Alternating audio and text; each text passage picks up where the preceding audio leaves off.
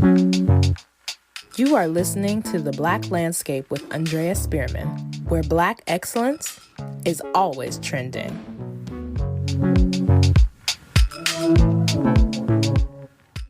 Welcome to today's episode with your host, Andrea Spearman. Joining us today is Reverend Vickia Brinkley, pastor of True Faith Community Baptist Church in Antioch. Welcome, Reverend Brinkley. Good morning. Thank you so much for having me. Thanks for joining us today. Please briefly share with our audience a little bit about your background. Thank you. I'm so excited to be here this morning. I am an Oakland native. As far as my theological training and background in that way, I from the Allen Temple Baptist Church in Oakland, where I was nurtured, ordained, and licensed under Reverend Dr. J. Alfred Smith Sr. and Reverend Dr. J. Alfred Smith Jr. We are from a socially conscious and socially aware congregation, highly engaged in activities in the community and highly engaged in social activism in the community as it relates to bringing voice to unvoiced people in the community. And so that's really my religious, if you will, or spiritual background and upbringing that led me to the work that I am currently doing in a both secular and in a religious background setting. Thank you. Yes. And you are a Bay Area native, right? I am. I'm originally from Oakland, California, raised right in the middle of all the good stuff, all the noise, all the confusion, and all of the hype that goes along with being from Oakland.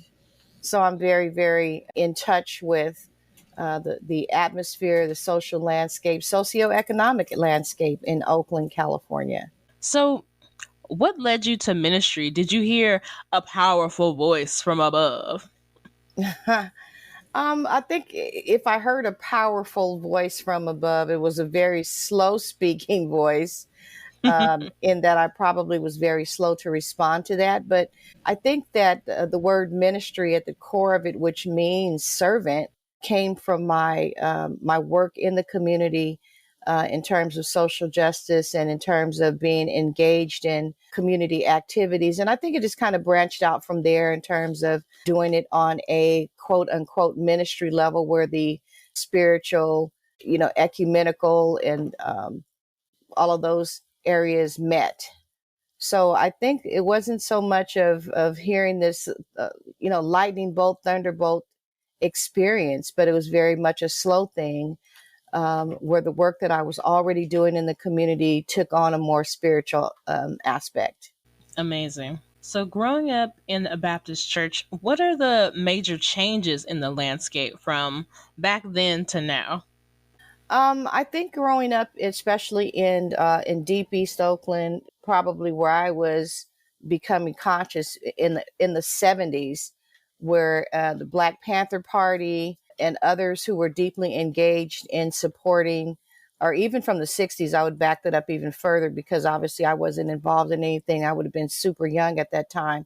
But that was kind of the tapestry through which everything was kind of birthed, was coming out of the civil rights movement, coming out of the support for Dr. Martin Luther King Jr., and having a high awareness of how the Black community was being impacted by decisions that were being made at a very national level and from Washington level. The Oakland community was highly engaged and still is, I would like to say, in things that have to do with decisions that are being made in Washington that impact the Black community at large. So that's kind of the background and atmosphere in which I was nurtured and raised and became aware of where we stand in the community and the work that needed to be done for us. Yes. And speaking of Black Panthers and civil rights movement, how is your ministry affected by social issues? Like, how does True Faith address local and national atrocities like the murders of Breonna Taylor and George Floyd?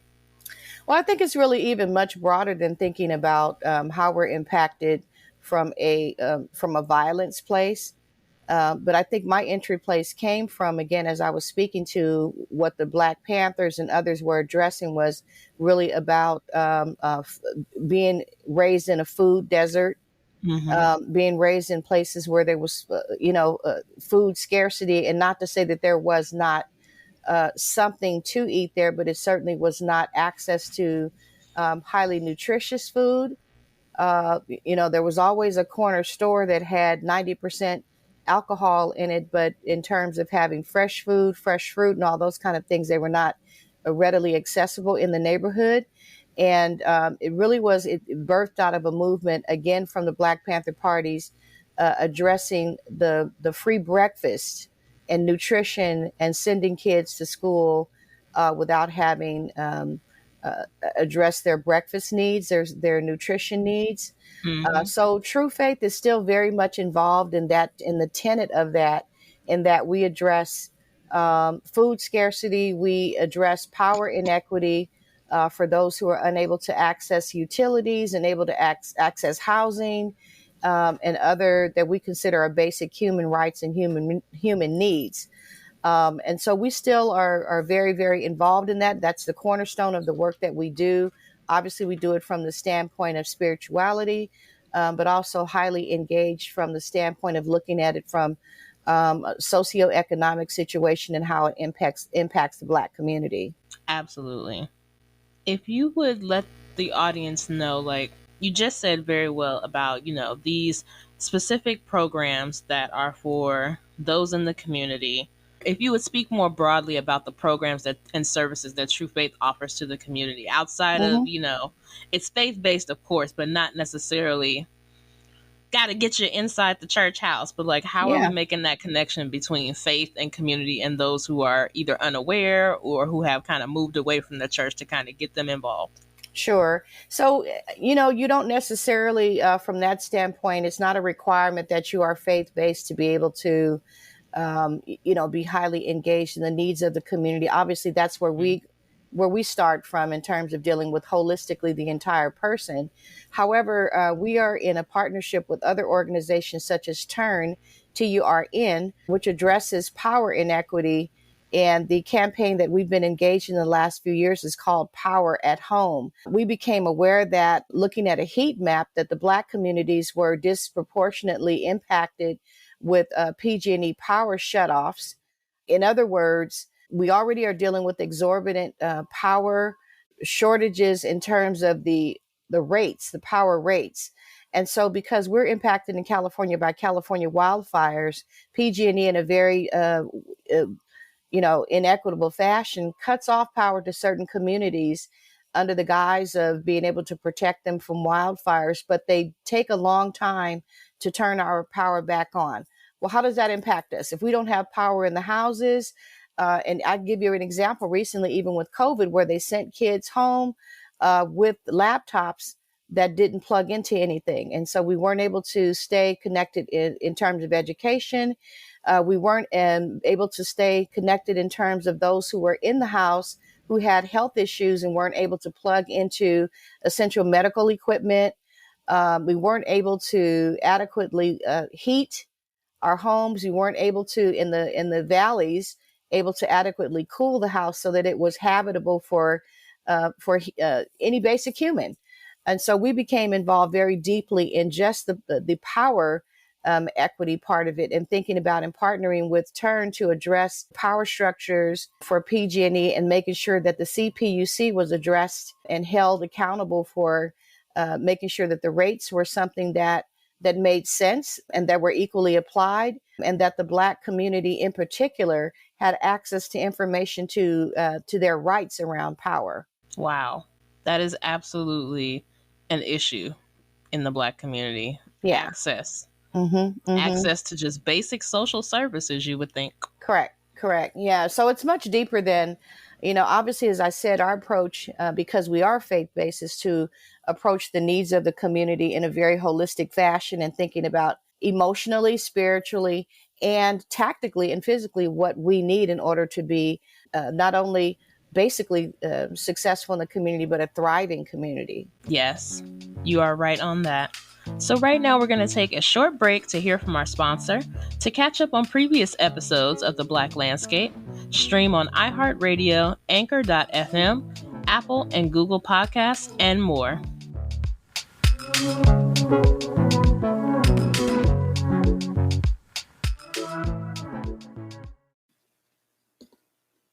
Hey, fam, if you haven't heard about Anchor, it's the easiest way to make a podcast.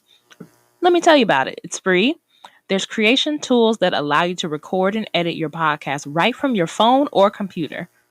And Anchor will distribute your podcast for you so it can be heard across Spotify, Apple Podcasts, Google Podcasts, and many more. You can make money from your podcast with no minimum listenership. It's everything you need to make a podcast, just in one place. Now download the free Anchor app or go to anchor.fm to get started. And we're back from the break with Reverend Vickia Brinkley. What's been a moment in ministry that's like brought you the most joy so far? Wow. I guess if I had to, bring it down to one or two moments in particular, I think the areas that bring me the most joy is seeing people be very self-actualized, and being able to see people, a light click on with people where they're able to become their best selves. Mm, I think for me, and it is tied very much to spirituality, is being able to see people overcome some stigmas around seeking their most healthy self from a mental standpoint, seeking counseling. So, and let me just say that I'm very, very engaged, and I believe in clinical counseling as well as spiritual counseling to address the whole self.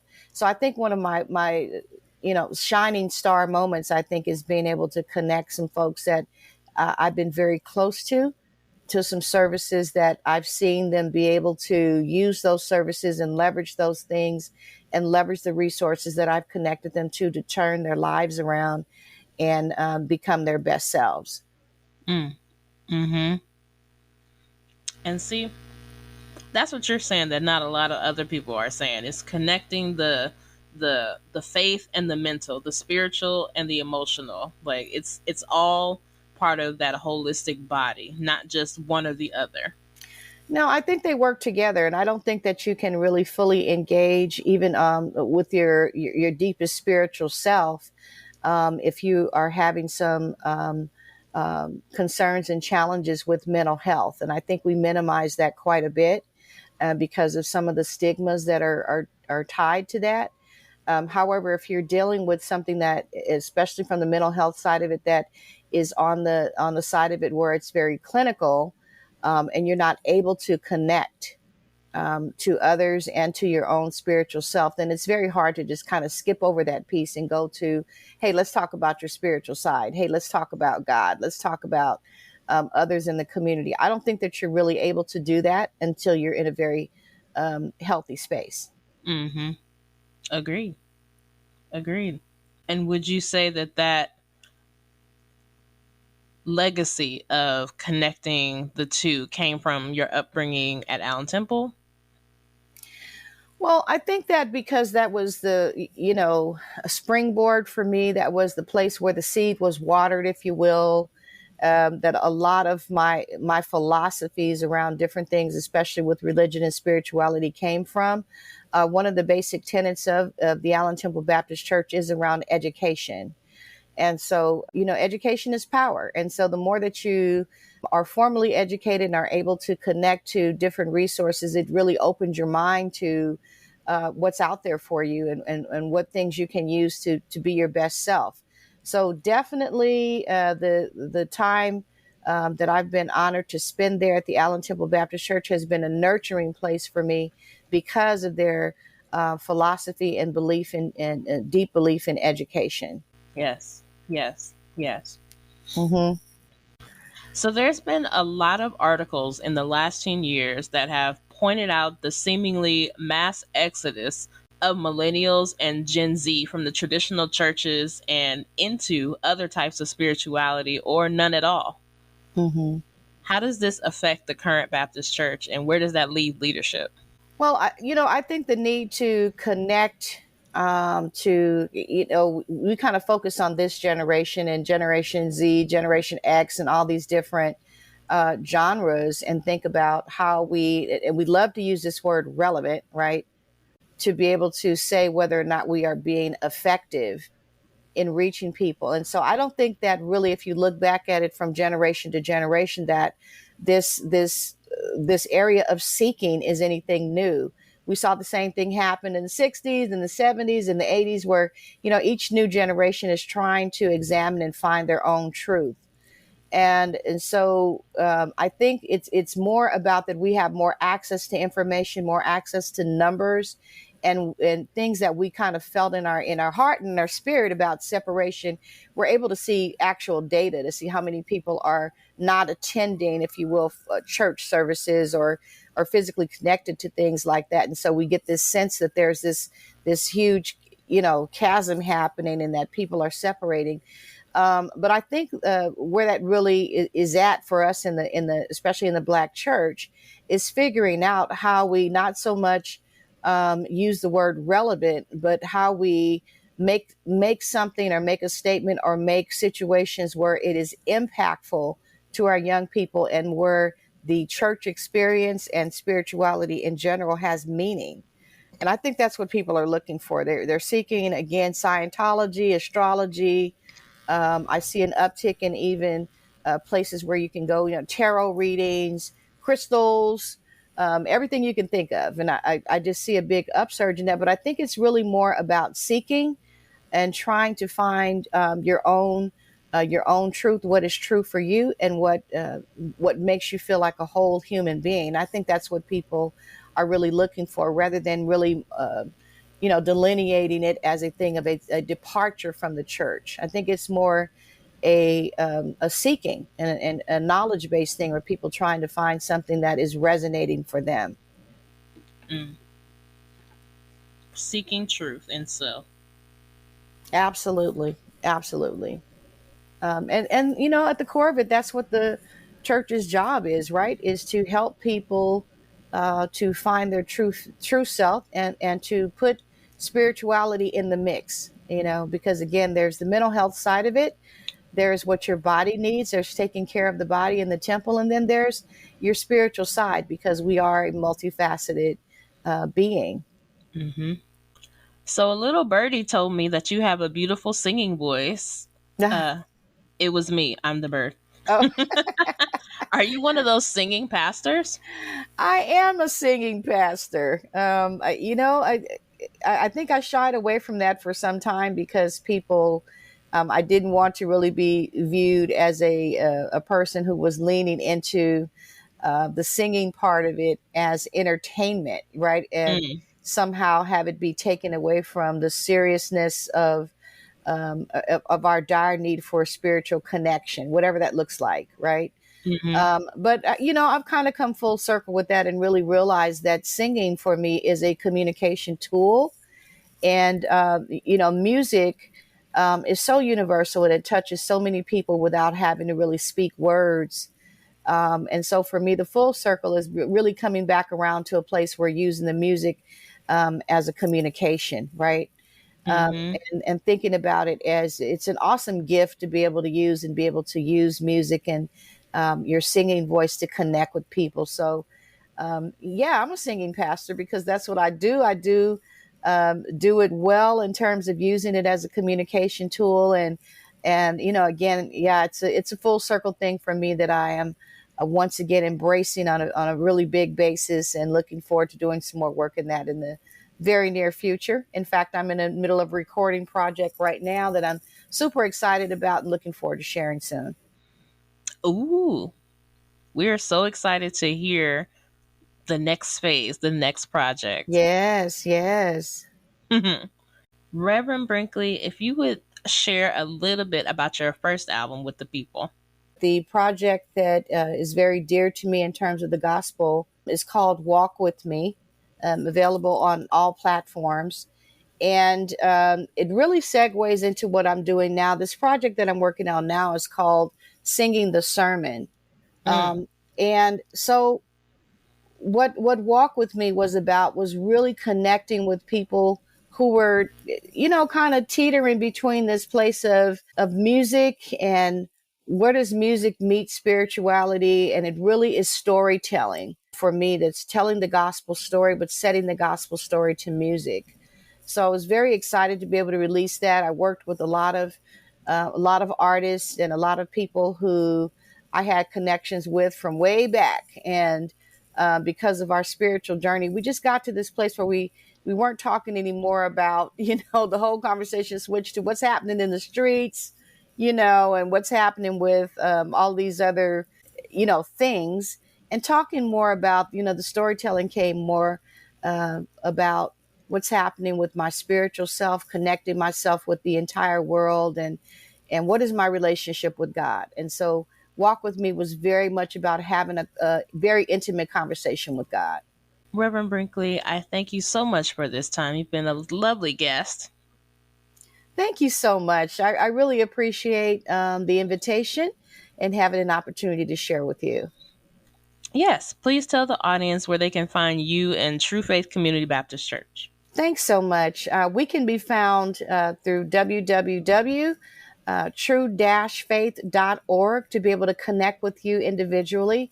I would love it if you drop me a line on there and just ask for a reach out. On Sunday mornings, we broadcast live on many platforms, primarily on Facebook. We can be seen there at 11 o'clock a.m. And we're connected throughout the community on many platforms. As I'm honored to serve as the first female elected officer in PNBC Southwest region. So we can also be seen on that page and be connected in that work. And of course, the music, right? Yeah. On Amazon, on, all of the other platforms, Spotify, every other platform that you can think of, we're out there. And I am Vickia Brinkley. No stage names, no trick names, just Vickia Brinkley. So, please do connect. I would love to hear from any and all of you, and would consider it, count it all joy and a blessing. Thank you all out there for listening and supporting another season. This has been another episode of The Black Landscape, where Black excellence is always trending.